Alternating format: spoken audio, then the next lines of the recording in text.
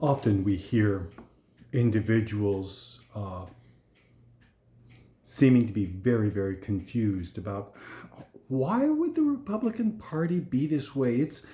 It's not benefiting anyone. It's not helping the country. It's tearing things apart. Why in the world would the Republican Party do these things?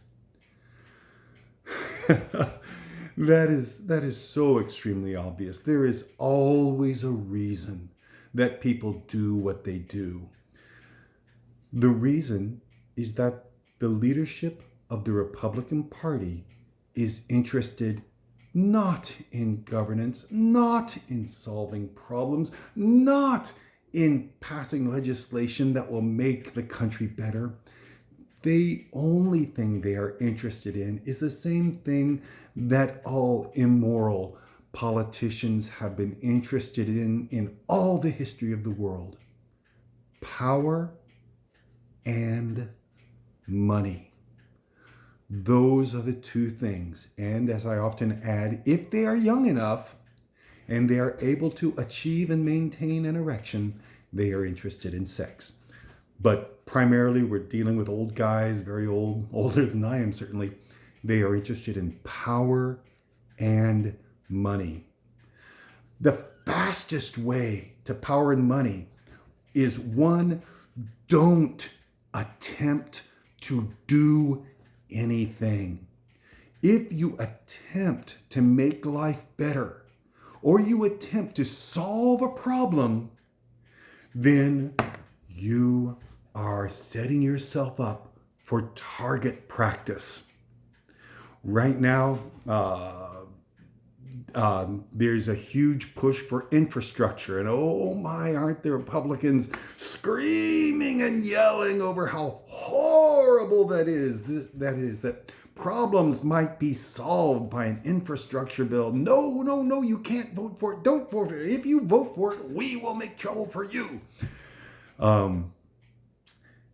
If you attempt to do anything, you set yourself up for target practice.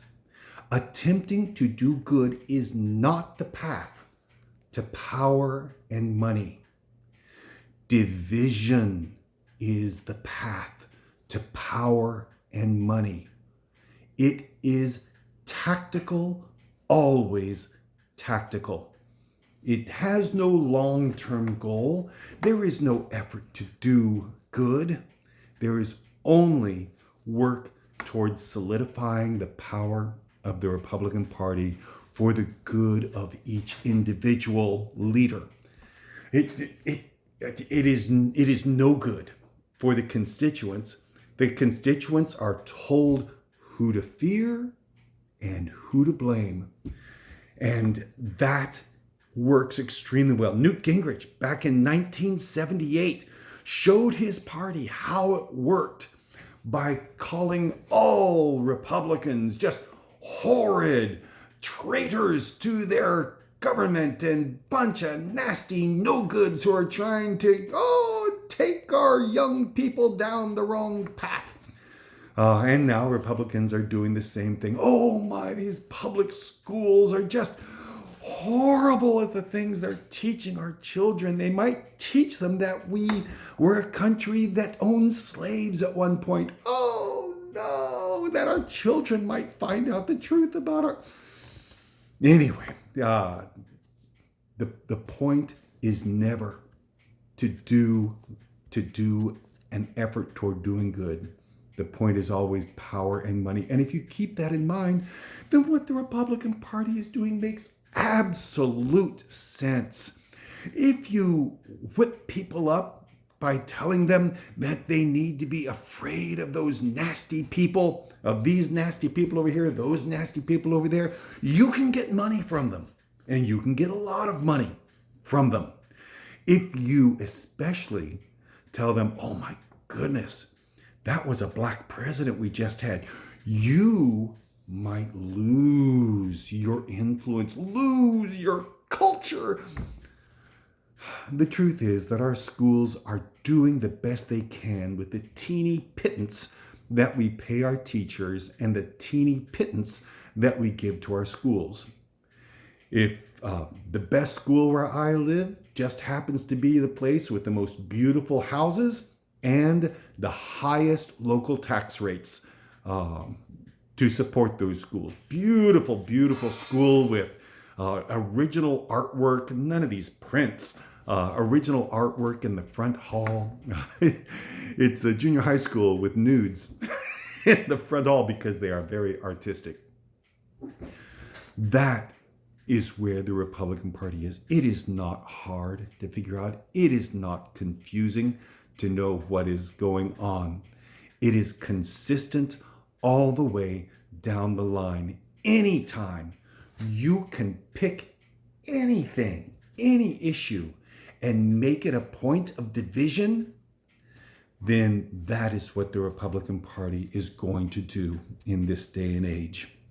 And there may be some wonderful men in leadership in the House and in the Senate within the Republican Party, but they have folded.